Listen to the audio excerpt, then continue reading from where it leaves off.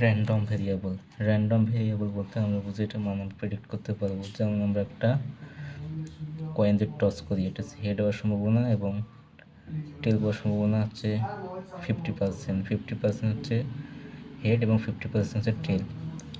আর random কথাটার অর্থ হচ্ছে এটা আমরা প্রেডিক্ট করতে পারি। র্যান্ডম ভেরিয়েবল হচ্ছে দুই প্রকার, এটা ডিসক্রিট, একটা continuous.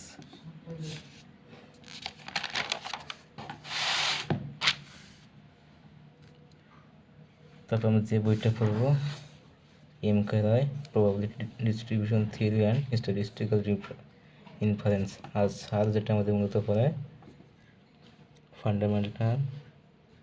Fundamentals of probability and probability distribution হচ্ছে ক্লাস বা শ্রেণী করা, এবং র্যান্ডম এক্সপেরিমেন্ট হচ্ছে শার্ট পরিধান বা ট্রায়াল। যখন আমরা মার্কেটে যাই যখন শার্ট ট্রায়াল দিই আর কি, যে কটা শার্ট ট্রায়াল দিই, এটা হচ্ছে একটা র্যান্ডম এক্সপেরিমেন্ট।